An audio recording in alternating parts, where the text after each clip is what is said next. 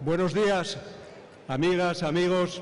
Si estamos aquí hoy, si estamos aquí, compañeras y compañeros, es no solo porque vamos a proclamar a nuestro candidato a las elecciones generales, es porque queremos ganarlas. Y podemos ganarlas. Vamos a ganarlas si somos capaces de contar, de narrar y de imponer nuestra historia. La historia que debemos contar habla de cómo vamos a enfrentarnos juntos a las fuerzas de la corrupción, de la desigualdad y de la desmoralización social. Esa historia dice que frente a los que hace mucho que decretaron la muerte de las ideologías y el fin de la historia, y frente a los que han sustituido izquierda y derecha por arriba y abajo, pueblo y casta, ciudadanía y élites, nosotros creemos que hay izquierda y derecha, y lo creemos porque ser de izquierdas o de derechas no está solo en la diferencia de renta y riqueza, no está solo en el papel que queramos para el Estado en la economía, está en los valores, están los valores morales, están los valores sociales. La derecha siempre creyó en las esencias y la izquierda en los devenires. La derecha en lo que se ha escrito permanentemente de la misma manera. La izquierda en lo que cambia, en lo que se puede hacer mejor. La derecha en la simplificación. La izquierda en la complejidad. La derecha en la tierra y en la sangre. La izquierda en la ciudadanía. La derecha en lo autóctono. La izquierda en lo universal. Claro que hay izquierda y derecha, porque si no la hubiera, ¿cómo nos distinguimos? ¿Cómo nos distinguimos los que queremos al mercado, al servicio de la gente, de los que quieren a la gente al servicio del mercado? ¿Cómo nos distinguimos los que queremos al Estado controlando, al Estado regulando a los mercados financieros, a los energéticos, de los que quieren al Estado controlando a los trabajadores que se manifiestan, a los homosexuales que se casan o a las mujeres que abortan? ¿Cómo los distinguimos? ¿Y quiénes somos nosotros?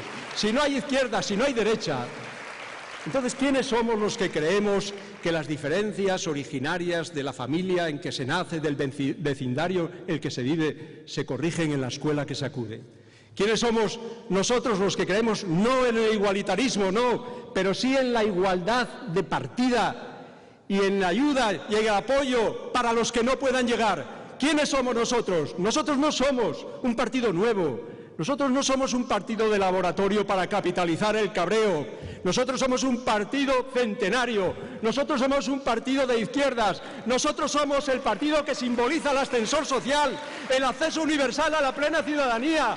Nosotros somos el partido que llevó a las fábricas y a los laboratorios y a las calles y a las aulas el sueño ilustrado de una España moderna. Nosotros somos el Partido Socialista Obrero Español. Eso somos nosotros. De izquierda, porque el corazón del ciclo político siempre es ideológico. De izquierda, porque queremos dar forma al futuro y no que el futuro nos dé forma a nosotros. De izquierda, porque queremos dejar a la siguiente generación un país mejor. La historia que debemos contar habla de trabajo, de humildad, de ejemplaridad. De ejemplaridad, sí, porque la palabra siempre camina detrás, siempre va a rebufo del ejemplo. Y ser ejemplar hoy es combatir la corrupción, porque en política o combates la corrupción o pasas a formar parte de ella. Y solo puede combatirse cuando tienes coraje para enfrentarla, cuando no tienes miedo ni a lo que sepan ni a lo que digan los corrompidos, cuando temes menos al grito de los corruptos que al silencio de los honrados, cuando puedes dar un golpe seco, helado, si la cosa asunto está claro, o separas a un cargo al abrir juicio oral si no lo está. Y en España hoy sabemos que hay una lista de más de 700 personas enfrentadas políticamente, con patrimonios ilícitos aflorados en la amnistía fiscal. He escuchado al presidente del Gobierno decir que en un país serio publicar esa lista sería un delito, pero en un país serio, en una democracia asentada, con millones de ciudadanos golpeados por la crisis, El delito no es publicarla. El delito es callarla. Callarla es un delito de silencio y es una demostración ominosa de cobardía. Si no quieren descorrer el velo de la sospecha, si tienen más miedo a la verdad que coraje para enfrentarse a ella, entonces la gente tiene que saber que ese partido no solo es un peligro para los derechos sociales y para el estado de bienestar, tienen que saber que es una amenaza para la salud democrática de esta sociedad, tienen que saberlo. Y esa historia, la historia que debemos contar, habla de nosotros, de que fuimos protagonistas de la transición y que no renunciamos a ella. Y hago mías las palabras de Muñoz Molina, que dice que todos los que vivimos aquel mundo tenemos la obligación de contarlo, y no para que se nos admire o se nos tenga lástima, sino para los que no lo conocieron y los que lo dan todo por sentado, que sepan que no siempre fue así, que fue muy duro crearlo, que es más fácil perderlo que ganarlo. Yo cumplí 20 años en lo más sombrío de una dictadura que torturaba a sus presos y ejecutaba a garrote vil. Y cuando cumplí 34, mi país tenía una constitución democrática y un gobierno con un presidente socialista que 6 años antes militaba en la clandestinidad. La democracia sí, es imperfecta y no se parece a ningún paraíso y solo despierta adhesiones emocionadas cuando se ha perdido. No renunciamos a la transición y a nuestro papel en ella, porque miramos para atrás, porque conocemos nuestra historia, y en un país que expulsó a los moriscos y a los judíos y a los erasmistas porque decidió que no eran españoles, en un país que exilió a los ilustrados y a los liberales y a los clausistas porque su pensamiento y su ideario no era el español, y en un país que encarceló, que fusiló, que exilió a poetas, a intelectuales y a maestros de escuela, porque lo que escribían o lo que enseñaban no era antiespañol. En un país así, la transición y la democracia han definido, y no era fácil, lo que es ser español. Y con todos los problemas, con todos nuestros problemas, esta, os aseguro, es la mejor España que hemos tenido nunca. La España más de todos los españoles que ha existido jamás. Y queremos mejorarla. Y por eso hablamos de darle un futuro federal. Federal sí, porque en un país en el que no se puede centralizar la identidad, tampoco se puede centralizar el poder. Y federal es más que una descentralización política, es una filosofía política, una filosofía del pacto, del acuerdo, de la transición, de la ciudadanía. La ciudadanía es la clave. La ciudadanía es lo que nos puede permitir vivir juntos, aunque seamos diferentes. La ciudadanía es como se defiende a la patria de los patriotas, igual que hay que defender a la religión de los fanáticos y a la política de los sectarios. La ciudadanía es mucho más, es muchísimo más que la igualdad ante la ley y unos servicios más o menos similares en todo el territorio. Significa reforzar la experiencia común, reforzar la historia común, de los derechos y las obligaciones comunes. La ciudadanía significa ir mejorando un espacio público compartido, un espacio laico de ciudadanos, sí, con conciencia pública y con absoluto respeto a las conciencias privadas. Eso es la ciudadanía. Y esa historia que debemos contar habla de cómo vamos a luchar contra el miedo. El miedo es el sentimiento más disolvente de la sociedad, el más paralizador, es la emoción más perturbadora y la más contagiosa que hay.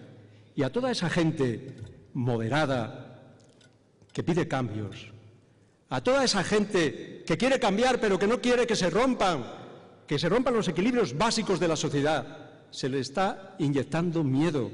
Miedo mediático, miedo demoscópico, miedo político, un miedo a nuestra radicalización, a la radicalización del PSOE que el PP quiere gestionar. Y no es nuevo porque el miedo ha sido siempre el instrumento preferido de la derecha para crear hegemonía social.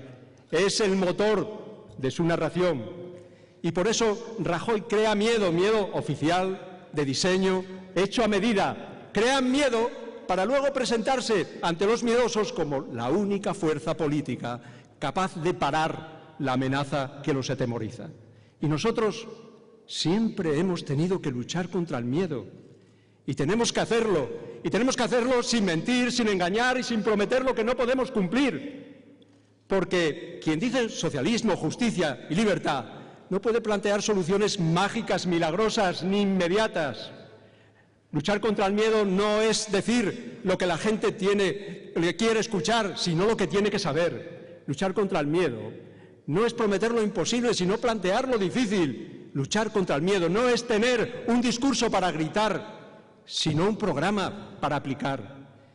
No se puede luchar contra el miedo como hace la derecha, con realidad descarnada, áspera, o como hacen los simplificadores, con esperanza, sola, desnuda, sin realidad. Se lucha contra el miedo como nosotros, con esperanza y con realidad. Con esperanza, porque la esperanza es lo que nos vincula con el futuro. Pero la esperanza no es el optimismo ciego, no es olvidar los problemas, las dificultades que tenemos por delante. La esperanza es lo que queremos ver en la mirada de los jóvenes que han terminado sus estudios y no tienen empleo. La esperanza es lo que queremos escuchar en las voces de las familias golpeadas por la dependencia, aplastadas por el Alzheimer. La esperanza es lo que queremos leer en las pancartas de los trabajadores que se manifiestan porque están preocupados por el futuro de su empresa. La esperanza es lo que hace 140 años un puñado de trabajadores para luchar contra el miedo fundó un partido al que llamaron Partido Socialista Obrero Español. Eso es la esperanza. Y esa historia habla de hombres y mujeres y de lealtades que están aquí incrustadas en la memoria, de hombres con nombre, los recientes dicen Alfonso, Felipe, dicen José Luis, y habla de lealtades, sí, de lealtades. Alfredo, lealtad a tus convicciones, lealtad a tus convicciones, a tu partido, a tus votantes y a tu país. Y yo he visto que cuando esas lealtades entraban en conflicto, tú siempre pusiste a tu país por encima de todo lo demás. Y compañeros y compañeras, esa historia que debemos contar dice que tenemos un programa y un partido cohesionado y un liderazgo, un candidato.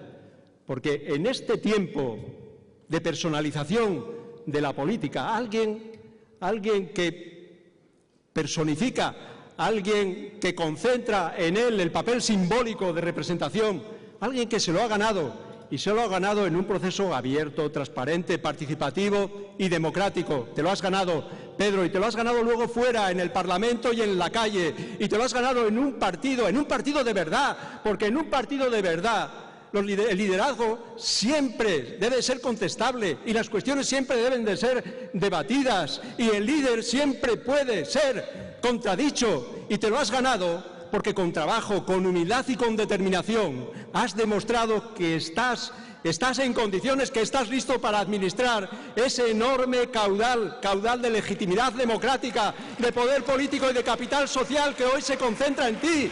Y te lo has ganado sobre todo porque has demostrado que tienes coraje, que estás dispuesto para luchar y que se puede confiar en ti. Por eso te lo has ganado. Veréis, compañeros y compañeras, yo, después de haber sido candidato 3 veces, creo entender algo a los votantes. Y sé que ellos saben que los problemas son complicados. Sé que ellos saben que las soluciones no son fáciles. Sé que ellos saben que lo que les proponemos no es una cura milagrosa. Y también sé que para decidir si un candidato se ha ganado su derecho a ser escuchado, para decidir si lo pueden votar, quieren saber si esa persona es lo que dice ser. Quieren saber para qué y sobre todo por quién está en política. Y tú, Pedro, hoy puedes mirar a la gente a los ojos y hablar en tu nombre y en nuestro nombre colectivo y decirles: yo soy como vosotros y estamos aquí para vosotros y hacemos política por vosotros y vosotros y vosotras. No sois solo nuestros electores, sois también nuestros conciudadanos y por eso no os pedimos solo vuestro voto, por eso queremos tener también vuestro respeto, porque esta es una historia de respeto a la gente, que no son menores de edad, que saben que las soluciones no son fáciles. Las soluciones no son fáciles, pero tienen que saber también que las tenemos y que creemos en ella, que tú crees en ella, que eres quien más cree y porque crees en ellas, porque eres quien más cree. Hoy hemos venido aquí a decirte, Pedro, aquí tienes nuestra fuerza, nuestro coraje, nuestra ilusión, nuestra energía, siéntela, aquí tienes nuestras manos, cógelas, porque te aseguro que llegaremos a todos los pueblos, que entraremos en todos los hogares, que escucharemos a toda la gente, que superaremos cualquier dificultad, que asumiremos cualquier sacrificio para estar a la altura del desafío que tenemos, el desafío de hablar, de escuchar, de proponer, de convencer, el desafío de ganar, el desafío de cambiar otra vez este país, el desafío de ganar en España. Gracias, compañeros y compañeras.